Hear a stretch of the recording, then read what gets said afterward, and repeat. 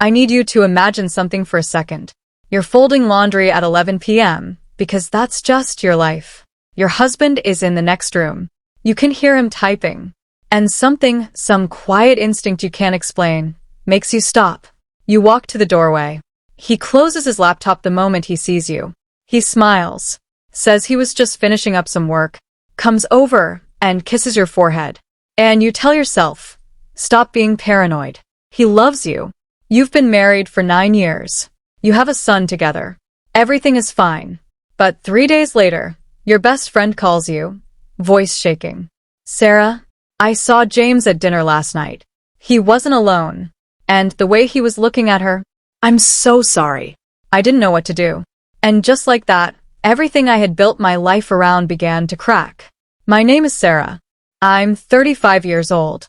I gave up my career to raise our son, supported my husband through 2 promotions, and kept our home running for 9 years. And this is the story of how my husband tried to walk away and leave me with nothing, and how he had absolutely no idea who he was dealing with. James and I met in college. We married at 26. Back then, we were equals. I was doing marketing consulting. He was working his way up in finance. We built everything from scratch, together. When our son Liam was born, we made a decision together that I would scale back my work and focus on raising him. James was earning well by then. It made sense. I trusted him. I trusted us. That trust, it turns out, was something he had been quietly counting on. Over the next few years, James's income grew significantly, close to $380,000 a year by the time he was 34. I managed the household, raised our son, kept the books, organized our lives. I was invisible in the most functional way. Everything ran because of me, but none of it was in my name. Looking back, I can see the shift. Longer hours at work that weren't really about work. A new gym membership he never mentioned. The way he'd angle his phone away when I walked by. I noticed all of it, and I buried every single observation because I was terrified of what it meant. Then my friend called. I didn't cry. Not right away. I sat in the bathroom with the door locked, and I did something I'd never done before in my marriage. I started thinking like someone whose survival was at stake. Because here's the reality no one tells you when you give up your career for your family. If your marriage ends, you don't just lose your husband. You lose your income, your stability, your professional identity, sometimes your home. And if you're not prepared, you lose everything. I was not going to be unprepared. The next morning, while James left for his early meeting, I called my college roommate, Dana, who had gone on to become a family law attorney. Tell me everything, she said. So I did. And then she said the words that changed the entire trajectory of what came next. Sarah, do not confront him yet. We need to move first. Here's what most women in my position would do. Confront him. Cry. Demand answers. Maybe throw him out of the house in a moment of rage. Dana told me very clearly, do none of that. The moment you confront him, he gets his guard up. He calls his attorney. He starts moving things. Right now, you have the advantage of him not knowing that you know. Use it. So, I did something incredibly hard. I went back out into my living room, made my husband coffee, asked about his day, and acted like my world hadn't just shattered. And over the next 2 weeks, quietly, I prepared. First, documentation. I had access to all of our accounts because I managed our household finances. I photographed every statement, every investment document, every asset record. I noted account numbers.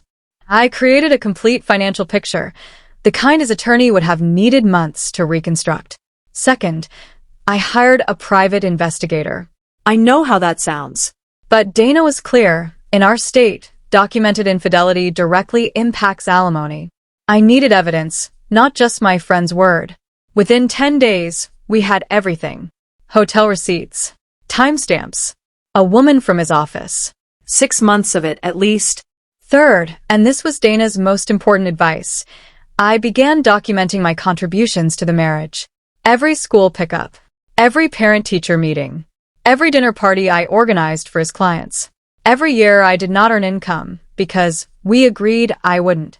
Dana called it building the case for my value. Because in court, A woman who just stayed home is often treated as if she did nothing. I was going to make sure that narrative was impossible to sustain. I also quietly opened a personal account, something Dana confirmed was completely within my legal rights as a spouse, and made sure I had access to funds in the event he froze our joint accounts the moment he filed. I didn't sleep much during those 2 weeks, but I was ready. Exactly 14 days after my friend called me, James asked me to sit down. He had this look on his face. Practiced. Almost gentle, like he'd rehearsed being kind about it. "Sarah," he said, "I haven't been happy for a long time. I think we both know this isn't working. I think we should get divorced." He was watching me, waiting for me to fall apart, to sob, to beg. I folded my hands on the table, looked at him calmly, and said, "I know. My attorney will contact yours tomorrow morning." The color drained from his face. He had planned for a woman who was blindsided. That woman was not there anymore. James had a plan. I'm certain of it. His plan was simple. File first, move fast, and walk away with the majority of assets while I scrambled to find a lawyer and figure out what I was even entitled to. He assumed I'd be emotional, disorganized, dependent. He assumed wrong on every single count. His attorney called Dana the next morning, confident, almost breezy. That tone did not last long. Point 1. I had 9 years of documented contributions to this marriage. 9 years of enabling his career growth while pausing my own. Dana argued, successfully, that my career sacrifice was a direct and measurable contribution to his income growth that had real dollar value. The court agreed. Point 2. The infidelity. 6 months of documented evidence. In our state, that matters enormously when calculating alimony. Suddenly, his attorney's breezy tone was gone. Point 3. Liam. Our son was 8 years old. I had been his primary caregiver for 8 years. School records, medical appointments, extracurriculars, all in my name, all documented. The custody conversation was very short. His attorney called Dana back within 48 hours. Much quieter this time. James called me directly, which, as Dana reminded me, he was not supposed to do. "You're destroying our family," he said. "You did that," I told him. "I'm just making sure Liam and I are okay on the other side of it." The settlement took 8 weeks. In the end, I received the house. Liam needed stability, and the court agreed. I received 5 years of alimony while I rebuilt my consulting career. I received primary custody. And the woman from his office? She was gone before the ink was dry on our divorce papers. James moved into an apartment across town. Last I heard, he's doing fine. And so are we. Better than fine, actually. I want to be honest with you. I'm not sharing this story to celebrate. Divorce is not a win. Watching your son try to understand why daddy doesn't live at home anymore, there is nothing triumphant about that moment. I cried through most of those 8 weeks. But here is what I need every woman watching this to hear. If you have given up your career, your independence, or your earning power for your family, you are not powerless. You are not just a housewife. Your contributions have legal value. Your sacrifices have legal weight. And if someone tries to walk away and leave you with nothing, you have more options than you think. The most important thing I did was not panic. I did not confront him in a rage. I did not post about it. I did not warn him. I got quiet. I got organized. And I got a really good attorney. James planned for the version of me that would fall apart. 9 years of marriage had apparently convinced him that was the only version that existed.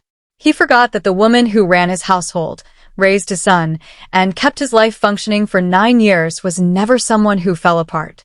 She was someone who figured it out. And that, Reddit, is how my husband's plan to leave me with nothing completely collapsed. If this story helped you or reminded you of your own strength, please share it with someone who needs to hear it. Leave a comment below. And if you're going through something similar right now, you are not alone, and you are not without options. Like, subscribe, and I'll see you in the next one.